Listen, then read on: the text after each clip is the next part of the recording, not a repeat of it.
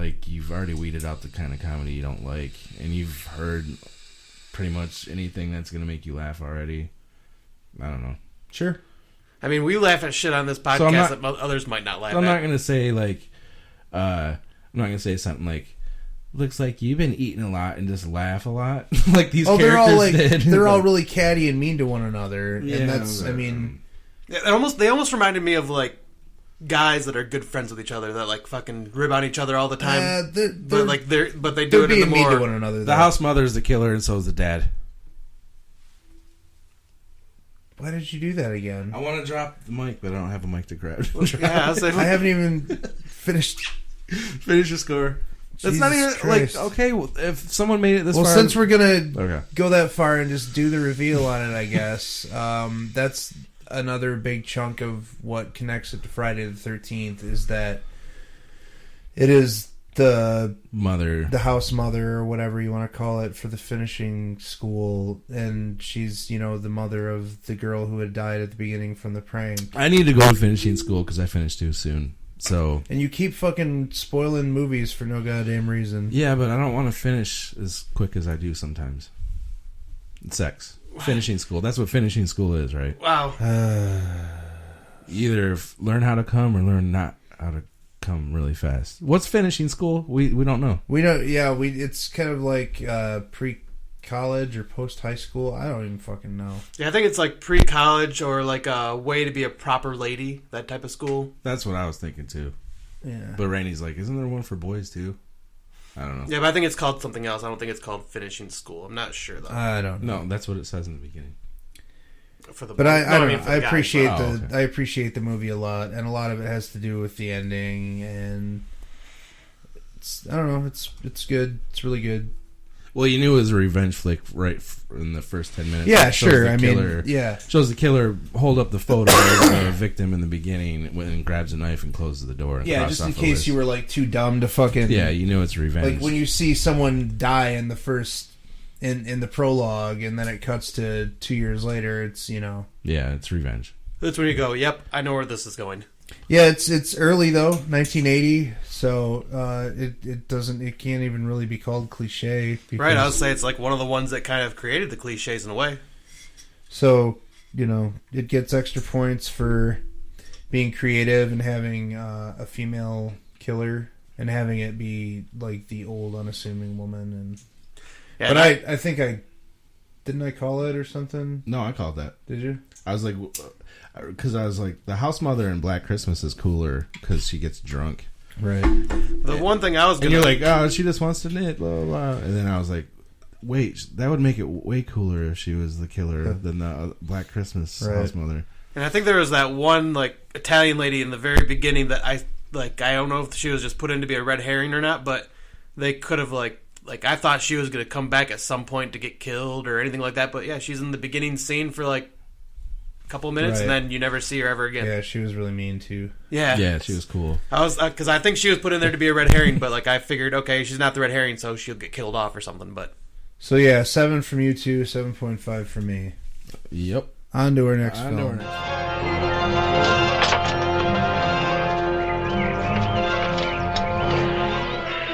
Garbage Day! Huh? No!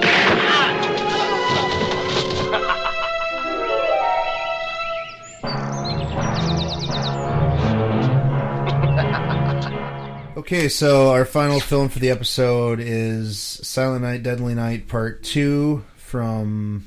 Electric Boogaloo? Yeah, I'm not sure what year. 84? I think the original is from 84. So. Yeah, something like 84. So maybe 85. I don't know. It's funny. It took 4 fucking people to conceive the story for this film, and it took 2 people to write the script. Even though it only has like 40 minutes. I don't know. It has like close to 60 minutes of original content, but it's directed by a guy named Lee Harry. The score is by Randy Farrar, and the effects are by Chris Biggs.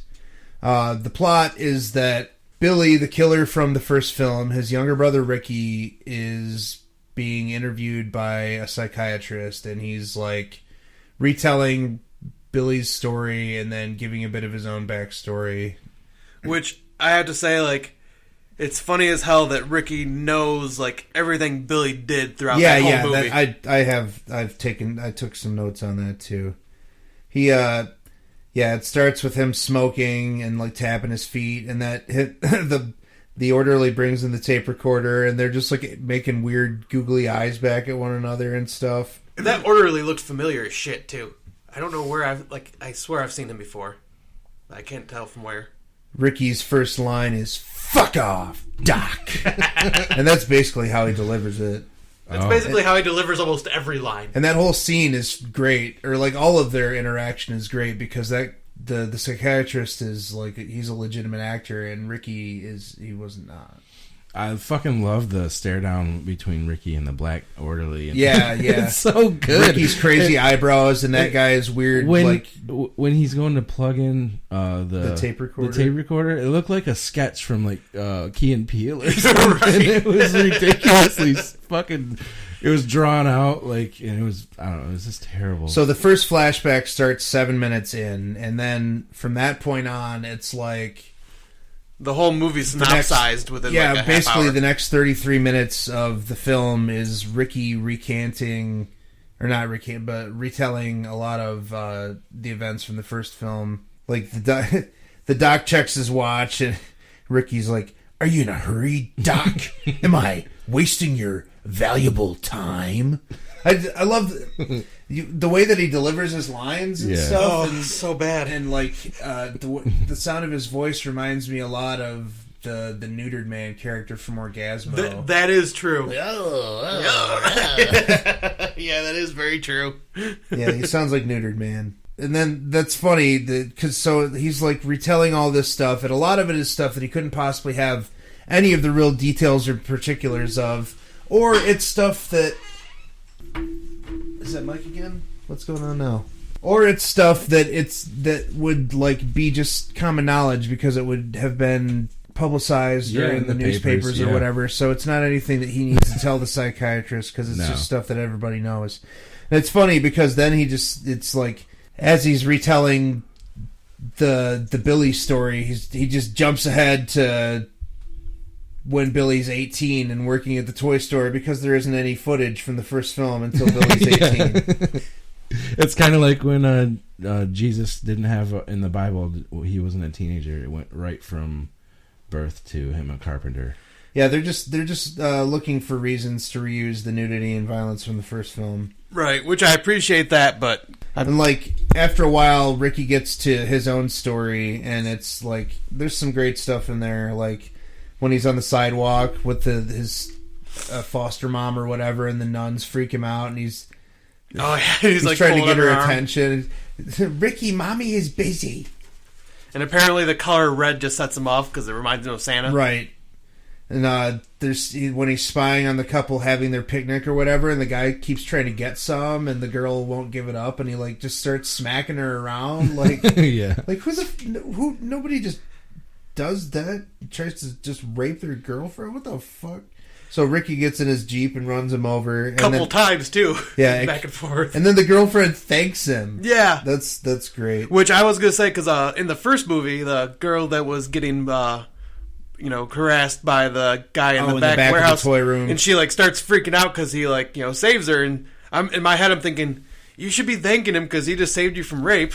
And then this time, she does actually thank him for it. I'm like, well, at least she did that. But at the same time, it still should be a bit freaked out. Cuts back to Ricky and the doctor in the room again, and he's going too fast for you, Doc? Red car. Good point. Because, like, in the middle of the doctor's notes, he's just got the words red car in giant bold letters because the Jeep was red. You know. I didn't see that part, remember? Oh, you didn't see that? I got the first 45 minutes. Yeah, so you got to see the first movie again. And then he reminisces about a story of like seeing some debt collector in an alleyway beating up some guy because he owes money for whatever. And he after the umbrella guy kill. Yep. Oh yeah. That's what I was gonna say. My bad. He says something about like. Sounded like a squirrel getting his nuts squeezed or whatever when he's talking about the guy in the alleyway. He kills the guy with the umbrella and says naughty afterward. And I love how he opens the umbrella like after he shoves it through him. That's a good little touch. Then we meet Ricky's girlfriend, Jennifer, and their sex scene is hilarious because it's basically just the two of them like squeezing their bodies together. Yeah. Like that's how do you do it? How do you really do it though? The scene with them at the movies is awesome. He just skips over it. Did you get to see? You didn't get to see the scene with them at the movies, man. Oh no, yeah, I seen the kill. Yeah, the guy was just like talking shit in the back, like a black guy, and. Every episode there's something. God damn it, Ken. I mean, like a really bad black guy. Not all of them. I mean, yeah, I mean, they grow up to be violent, but like, okay, go ahead. Good Lord. No Limit Soldiers. Rest in peace. Go ahead. Yeah. Stop. Don't make it awkward, man. Keep talking. No, I'm the one that made it awkward. It's definitely me. Oh, and I was gonna say, like when they're watching the movie in the theater, it's the very beginning of Silent Night, Deadly Night. Yeah, it's just more. Yeah, I have a note in here about how they managed to squeeze more footage from the first film in there. Oh, and then that Chip shows up during the theater. Yep, is that Doug Jones? Who? Really? I swore it looked like fucking Doug Jones. No, not that not early. Him. No. I was like, cause I didn't look it up at the time, but I was like, man, that looks so much like fucking Doug Jones. Yeah, Chip is pretty funny. He's annoying. Like the back and forth, like before Ricky kills the annoying guys in the back row, like the way that the guy keeps looking back at his friend and the camera keeps panning back before, and then it, like the last time he turns and it's Ricky there instead of his buddy. I forget, does it show how it kills him? No, how he kills him? They're just like rolling around on the ground behind Chip and Jennifer when they're talking. And then I think Jennifer Chip leaves with his girlfriend or whatever, and Jennifer turns and Ricky's just suddenly sitting next to her again. And she's like, let's leave. And his response is just fantastic. The way he says, no. This is the best part or something. I'm beginning to enjoy this picture. God, his acting is so bad. No, I mean his eyebrows. His eyebrow acting is on point. They're characters themselves. Yeah, he got the first actor Don't say ever on point. No, I didn't say that. No, he did. Oh, yeah. We're not in SAG history, he's the first actor to ever get out acted by his eyebrows. The next scene is fantastic when Ricky and Jennifer are walking down the sidewalk and they run into Chip on the street, and Chip is dressed like fucking Freddy from Scooby-Doo. Yeah, he is. And he makes the "that's what she said" joke. When, Ricky says, "That's enough," and he says, "That's what she said" when I was pounding her or something like. Is that like the first "that's what she said" joke ever? Yeah. But the car battery kill is awesome. The eyeball explosion. Dude, that was really freaking cool. And then he strangles Jennifer, and that security guard is just like suddenly there out of nowhere. Then the security guard just like, what? Did you not see this part? No, I didn't see. None of this. I don't know what parts you saw or didn't see or whatever. I saw all the kills. So the security guard is just like walking closer and closer to him with the gun until he gets close enough that Ricky can point it at his own head and make him shoot himself. And that's where the little rampage starts, where he like shoots the neighbor that's standing on the porch. The guy just walks out. Like, what's going on here? And he shoots him, and then the garbage day. And he shoots shoots the guy through the trash can, and he shoots at that car and hits the driver, and it hits like the weird, like the dirt ramp that's there for no reason, and flips and explodes. And he says, "Bingo." He does. I forgot about that too. There was I think it was right after that garbage day kill, there was the guy that was like, don't do it. It won't be worth it. No, that's, the cops all show up after that. And Ricky, that's what it was, yep. Yeah, Ricky puts the gun to his head and pulls the trigger, but it's empty, and all the cops are like, don't do it. Don't be a fool. It won't be worth it. And then it cuts back to the room where he's being interviewed with the doctor who he has strangled with the tape from the reel-to-reel machine. He kills the jive talking Salvation Army Santa and gets that's racist. Gets his jive talking. That's racist. I didn't say anything racist. You are so stupid. What is jive? Is that ghetto? No, jive like is 70s a kind talk. of speak. the kind of speak that Santa Claus you can was say doing. the N-word. That's fine.